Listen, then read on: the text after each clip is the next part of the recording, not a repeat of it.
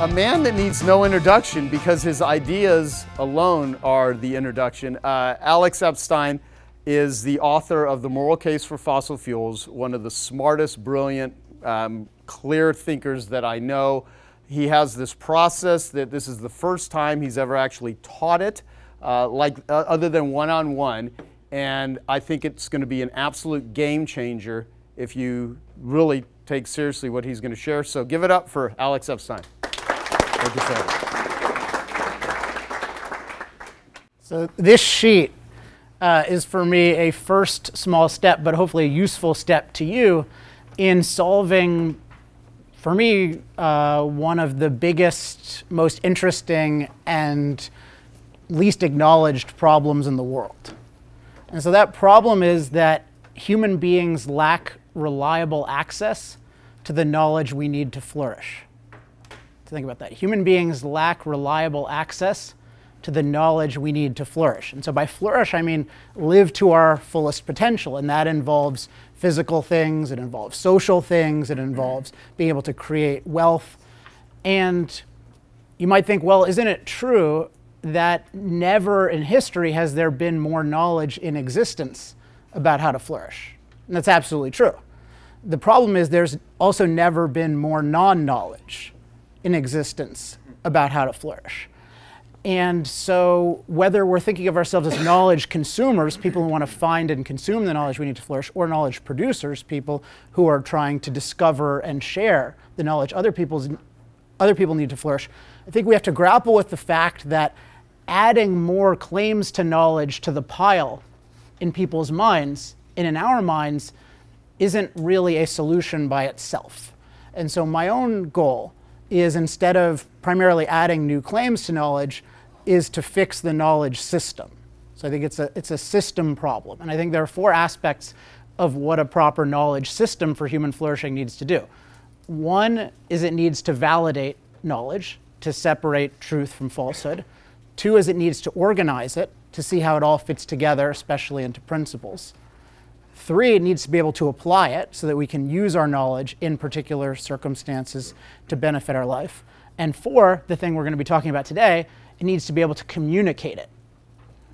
It needs to be able to actually communicate knowledge. And I think of proper communication as very difficult, because what we have to do is we have to take someone from what I call context A, from everything that's going on in their mind in terms of their ideas, their values, what they've been exposed to, and then bring them to context B, which is our own level, which is what we think is right. And this is hard for two reasons. One, it's really, really hard to be right. Really, really hard. It's so much work to be right. I try really hard and I'm wrong all the time. And to the extent I've been right, it's after a lot of struggle. So it's hard to be right. And then it's hard to know or take into account everything that people have been exposed to. And think about any idea you have that's meaningful, whether it's an idea about what your customer should do, or an idea about what's healthy. The person you've spoken to has heard at least 3 contrary ideas on that topic, and those are bouncing around their head. And so if you don't know how to deal with their whole context, including what you regard as misconceptions, you're not going to be able to bridge from point A to point B. So I think of all communication, all persuasion as context bridging, taking them from context A to context B through basically 3 things. One is you add context, add new knowledge. 2 is you subtract context. And 3 is you modify context. So they have an idea that's partially clear and you clarify it. So it's all about getting them from context A to context B through this kind of process. And so this part of what the overall thing is called Human Flourishing Project, but this part I call, at least right now, extreme clarity. And so then to break down one more thing, and we'll get into the tool, in terms of getting this kind of extreme clarity, the first thing you need to do is identify the contexts really, really clearly. And that's today's tool. That's all it's designed to do. But I think you'll see if you can identify those contexts, you'll have a whole amazing kind of perspective. The next step, which is another tool in the future, is getting really, so first, extreme clarity on your purpose, context A to context B. Second is extreme clarity on your ideas and on their ideas, getting really to the point where you can make the absolute best case for their ideas and refute it. Think about how much credibility that gives you. If you can explain the opposition's views better than they can, so they wish they could explain it that well, and then you can deal with it. And this is the reason I got good at this, is because I've always had controversial views, and it's really hard to explain to somebody, if you're not a Republican, not a Democrat, why they should love fossil fuels. It's not an easy kind of thing. You need to be able to really, and I can explain my opponent's ideas way better than they can. But that's because I had to overcome this kind of difficulty. And I think most of the time we're communicating, we don't realize how difficult it is, because there are a number of people who sort of are pre-existing supporters who are inclined to go along. But imagine if you could really persuade everyone who's potentially persuadable, if you were that good. So clarity of purpose, clarity of ideas, again, both their context and your context. And then the third one is clarity of structure. So what is the sequence of addition, subtraction, and modification that you need to undergo, that you need to put someone through, basically the outline, to persuade them, to get them from one context to another. So might sound like a lot of work, but if you can do it, people, when they talk to you, will experience, or when they read you, will experience extreme clarity. They'll think, wow, this totally makes sense. This person, he or she totally gets everything that I've been exposed to. I get why this person is right. And in terms of the culture, the more people who are right who can do this, the better ideas will be disseminated. Because if the people who are right can formulate their knowledge in such a way that it's differentiated, then more people will be persuaded. Whereas right now, I think people who are right and people who are wrong are generally equally good or bad at communicating. And so it's just a mess. Does that make sense as context? That's the mission. And then here's the concrete thing. I want the whole world to be doing this. For you concretely, I think everyone in here has some sort of content that they need to or could create, some sort of persuasive content that would benefit you financially if you created it. And I do want to focus today on content that benefits you financially, though I'm happy to focus on other things, just because I'm really interested in testing it in that respect. So what I want you to do is take out the tool, and you'll see the first thing is I want to create and this is like paint by numbers, a number of page word minutes. It would be like, I want to create a 200-page book that is tentatively titled The Moral Case for Fossil Fuels. That would have been mine. And think about what would be really valuable if you could make it way, way more persuasive. So just do that on the empty one. And make sure to have an empty one and then this one right here that has the black filled in, because that's going to explain, that'll give the instructions. So I'm going to walk you through 3 examples. They're kind of interesting examples. The first one I want to do is Johnson's baby shampoo. And then the other ones are going to be the case for voting for Donald Trump and the case for voting for Hillary Clinton, because I want to show you how opposing views work and how good you need to be at presenting opposing views. If you can somehow just have all of them accessible, and I realize this is challenging, I'll just walk you through step by step, and I'll use these examples so you can get as much time as possible to think about each one. So is everyone done with the top one? I want to create something of this length. Okay, so if you've done that, okay, so then the first thing is audience. And the instructions here are very, very specific. So name the specific audience you are trying to persuade.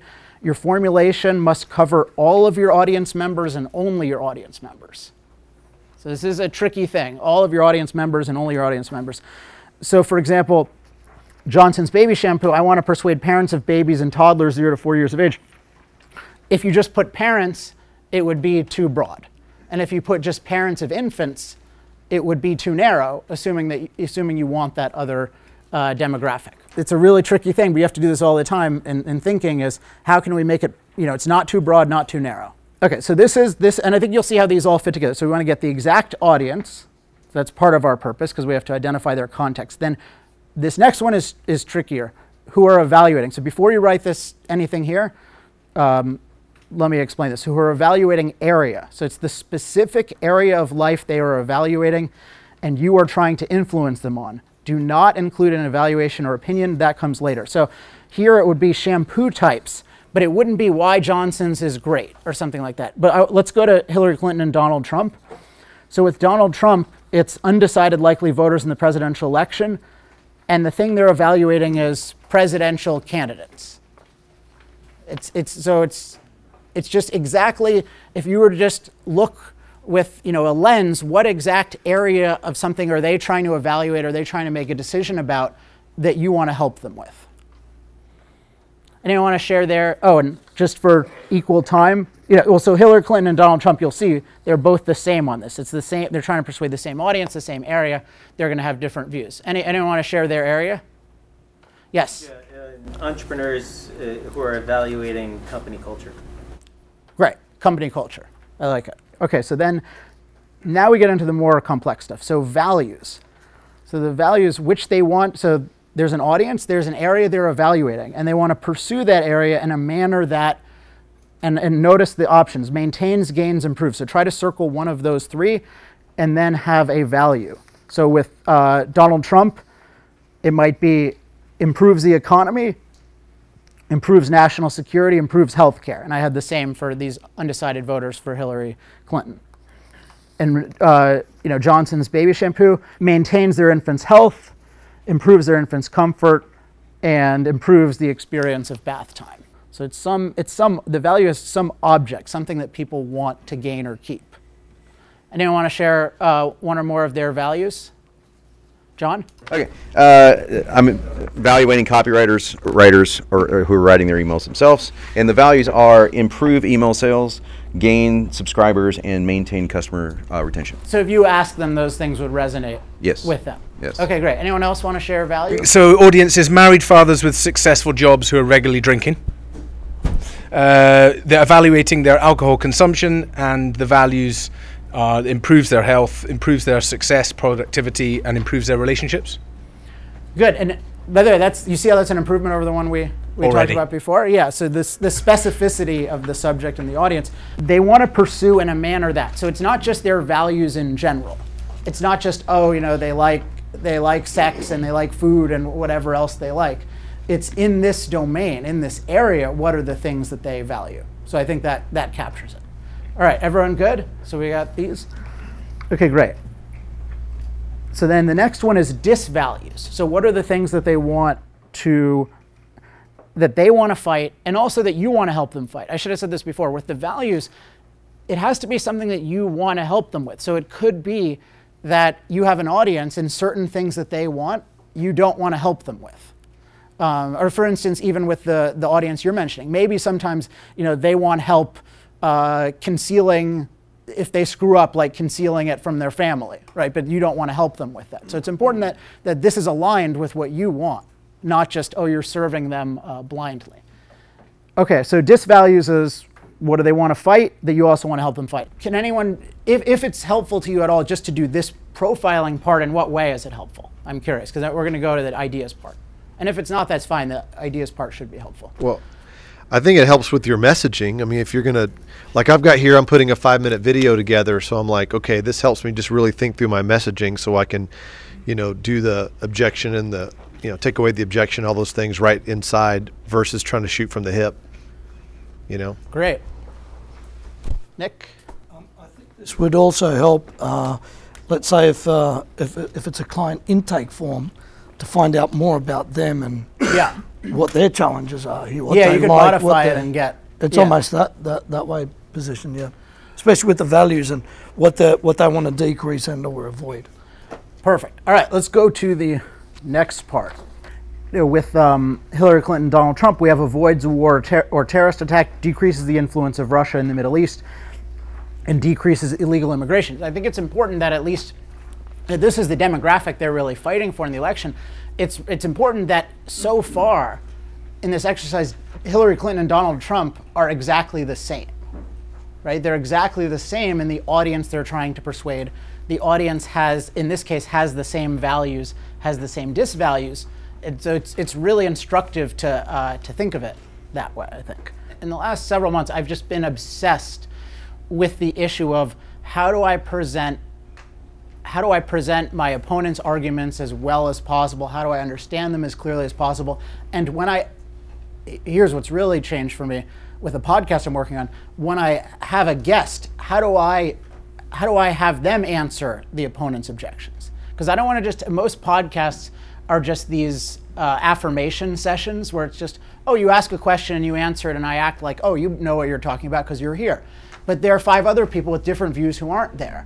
So what I want to know from my guest is, why should I believe you?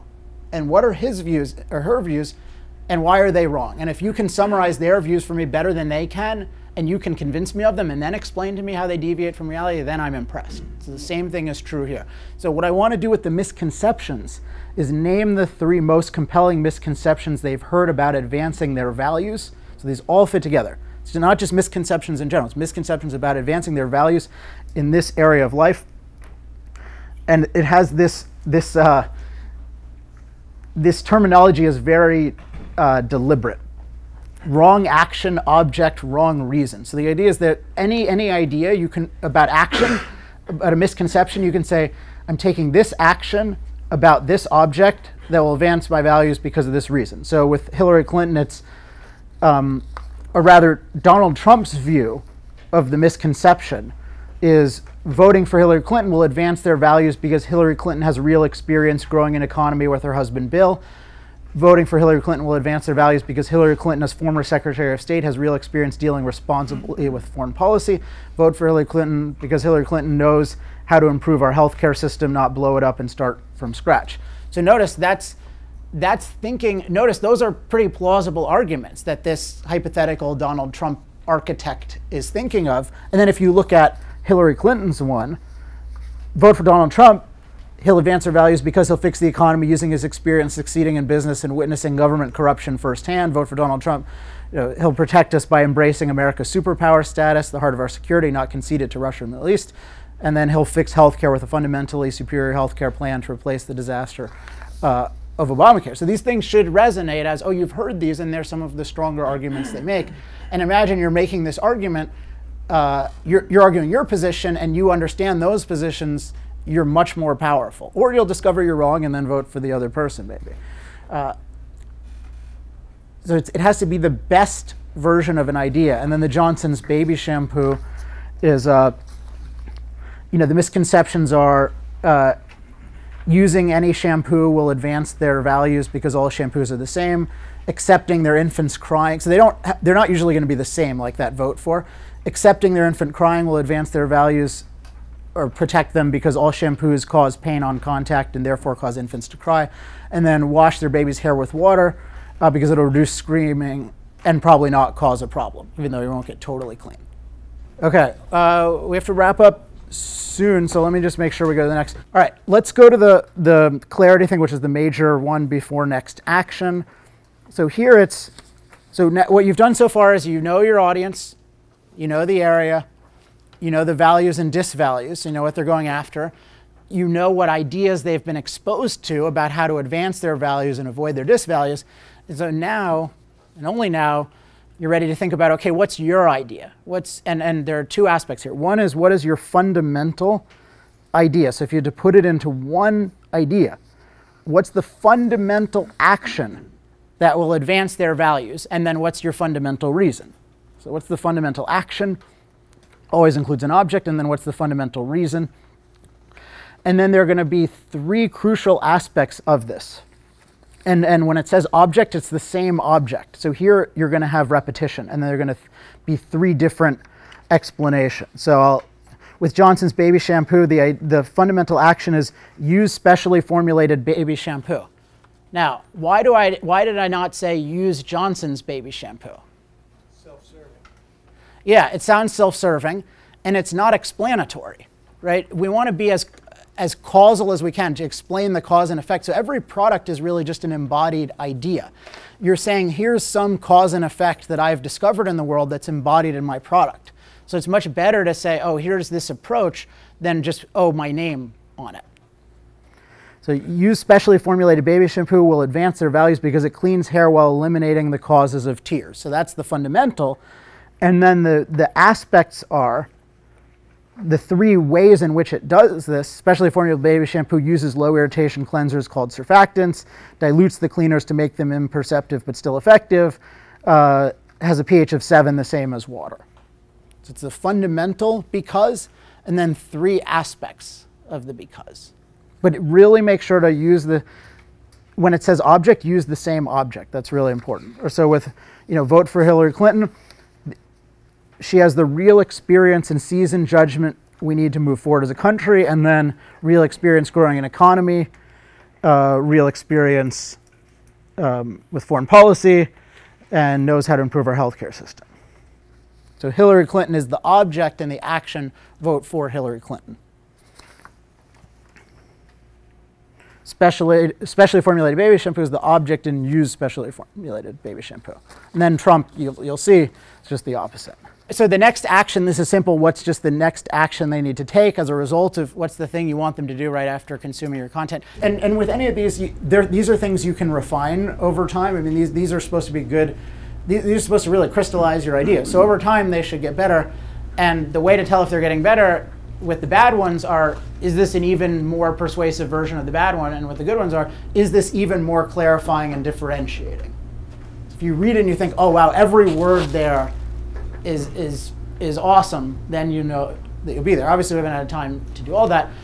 So that our context here is we're trying to give, I mean, for the whole purpose of giving people reliable access to the knowledge they need to flourish, we're trying to give them extreme clarity, which means we have to understand the context, their context and our context. So this has been step 1. Then if you do steps 2 and 3, it'll be getting really clear on the ideas involved and then getting really clear on structure. But I wanted to test this. I'm really grateful to Joe and the team for letting me do it. Thank you.